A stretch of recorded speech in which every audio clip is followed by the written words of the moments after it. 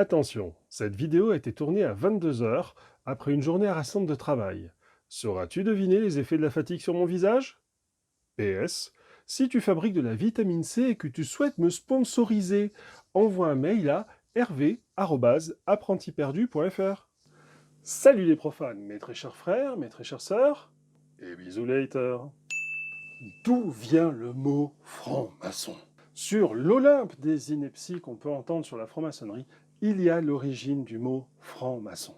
Dans cette vidéo, tu vas voir la construction de ce mot avec les subtilités qui peuvent exister entre les termes anglais et français, les différentes théories de son origine, et enfin, je te résumerai comment tu peux l'expliquer simplement à des profanes ou à des apprentis. Mais par pitié, arrête de faire le symbolico-maniaque à dire « franc-maçon », ça veut dire qu'il faut de la franchise, donc de l'honnêteté. Et donc, franc-maçon, c'est le nom des gens honnêtes et vertueux. Si tu dis ça, c'est que t'as jamais été trésorier de loge, mon gars.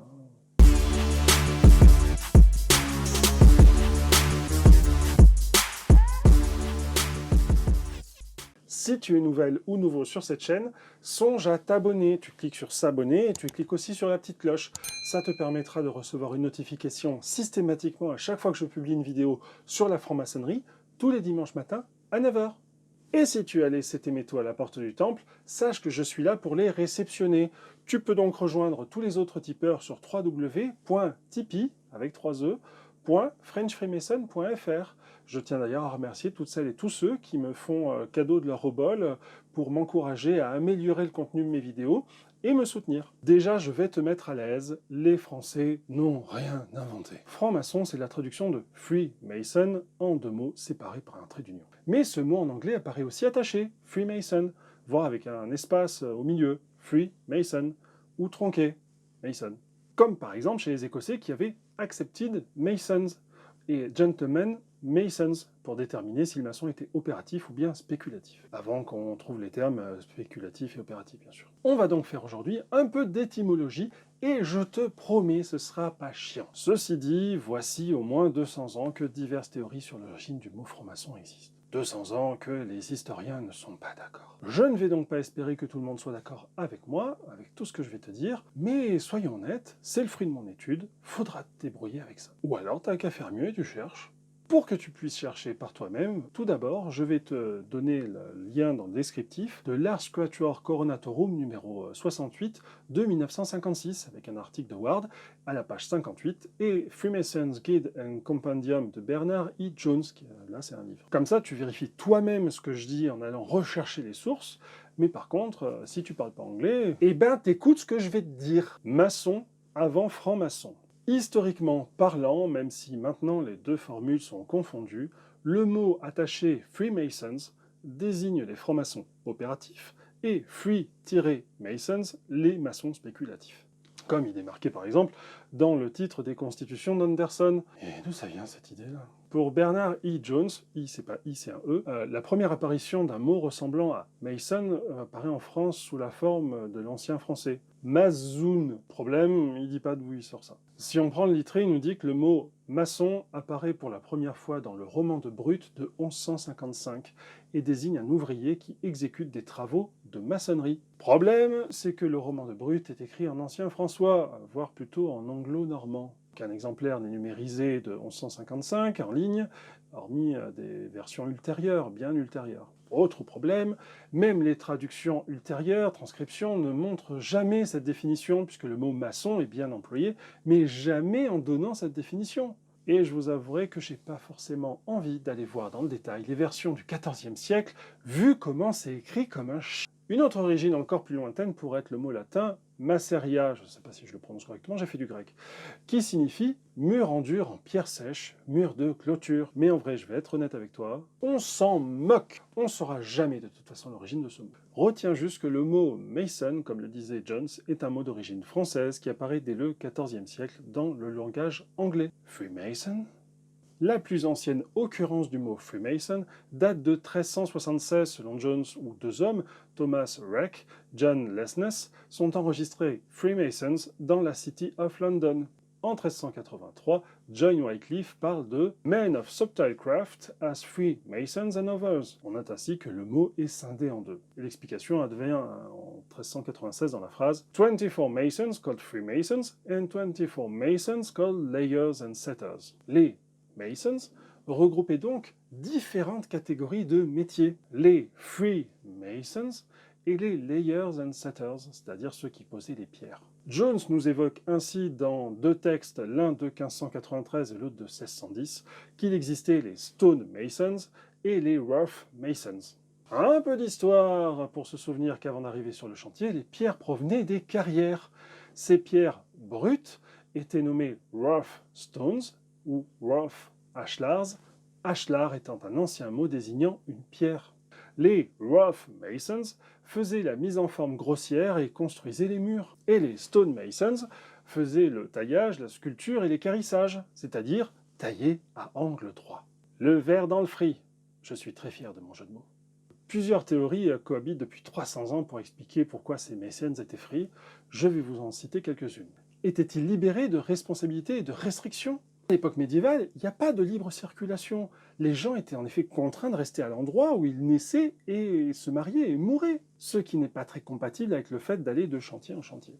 Une autre théorie, pareil à peu près, qui énonce qu'ils étaient libres de taxes qui étaient dues pour les étrangers. Alors, je ne suis pas fan non plus, parce que ces deux théories, ça suppose une structure organisée à l'échelle de multiples contrées.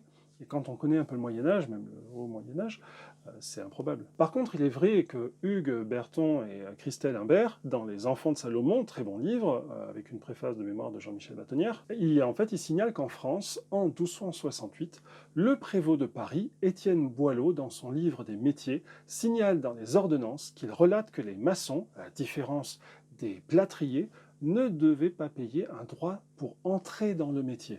En ce sens, ils sont francs.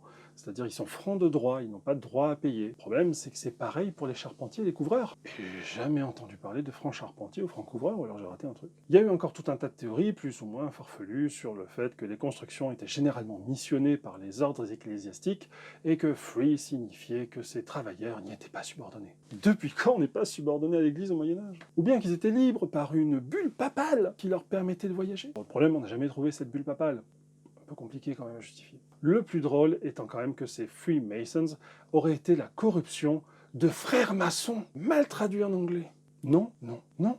Une autre théorie serait que les maçons soient naturellement liés aux guildes locales de Masons et que dans le cadre de gros chantiers, des hommes qui n'étaient pas freemen, c'est-à-dire pas des membres de la guilde, auraient été employés. On aurait donc pu avoir des freemen de la guilde et des Freemasons hors guilde. Problème, certains freemen étaient Freemasons. Pas de bol, ça tient pas.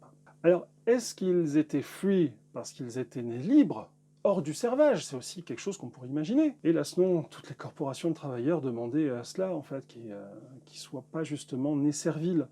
Mais ils ne s'appelaient pas free quelque chose pour autant. Origine plus sérieuse. Tout le monde n'était donc pas free mason. Avoir ce titre désignait une supériorité en termes de capacité de travail de la pierre, voire même d'ingénierie, comme avant Ward. Et ça me fait vraiment mal de dire que Ward pouvait avoir raison. Le terme free pourrait ainsi désigner une certaine reconnaissance de capacité, celle de travailler la pierre, ou plutôt un certain type de pierre. Une autre origine paraît encore plus sérieuse, c'est celle des Free Stone Masons. En effet, en 1351, dans le Statute of Labourers, il est fait mention des Masters of Free Stone Masons. Notons ainsi que dans les plus anciennes citations, on parle même du terme en français. Maître maçon de Franche-Père. Franche-Père. Faudra que je le marque quand même celui-là. C'est Franche-Pierre. Ça ressemble étonnamment à pierre franche que le lettré désigne comme, dans la classification en pierre dure et pierre tendre, pierre ni trop dure ni trop tendre qui se casse net, sans éclat. En fait, la pierre franche c'était une sorte de pierre de taille qu'on utilise pour les moulures et qui nécessite d'être travaillée au ciseau. Ça vous parle, les ciseaux? Elle est libre parce qu'elle peut être travaillée librement dans toutes les directions. Les conditions sont d'avoir un grain fin, tendre et qui ne va pas s'éclater ou se fondre. Cela peut être du grès, de la craie ou toute autre sorte de calcaire, comme par exemple la pierre de Caen et de Ranville qui fut énormément emmenée en Angleterre après la conquête de Guillaume le Conquérant en 1066. Free Mason serait alors une abréviation de Freestone Mason, maçon de pierre franche. Ceci, pour Berton et Imbert, est confirmé par les livres de comptes du trésor de Westminster de 1532, qui montrent une gradation des maçons. Avec tout en bas les entailers, des sortes d'assistants, on va dire, les hard hewers, je prononce mal, qui travaillaient en fait aux carrières, puis les rough layers et les wallers, les poseurs de pierre d'une certaine manière, et enfin les travailleurs de la pierre. En France, au XVIIIe siècle, on hésite cependant sur les termes, surtout que la graphie n'est pas vraiment figée. En France, on écrit un peu comme on veut. On a ainsi du frimaçon ou du frémaçon, mais dès les années 1740, on tombe d'accord pour parler de franc-maçon. Et comme ça, c'est réglé. Oh, je me suis fait une entorse au cerveau à être aussi sérieux, il a dit. Les gens, ils sont pas habitués sur YouTube. Peut-être que, pour me récompenser, tu pourrais faire un nom sur Tipeee. Eh oui, c'est le moment de le faire pour me récompenser et m'encourager à continuer ce genre de travaux. Tu te rends sur www.tipeee.frenchfreemason.fr. Tipeee, il y a 3 E, bien sûr. Donc ça te permettra directement de pouvoir me faire un pourboire, un tip, un don, une obole, moi je préfère dire obole, pour pouvoir m'encourager à faire des vidéos de qualité. C'est un peu dans ton intérêt. Frémaçon. Ouais, je comprends, ils échangeaient. Tiens, j'y pense aussi, tu le sais peut-être pas, mais j'ai sorti un roman de science-fiction maçonnique qui s'appelle L'apprenti perdu. Régulièrement réapprovisionné sur les sites de vente en ligne, tu peux le commander pour te le faire livrer chez le libraire de ton choix. C'est franchement plus sympa.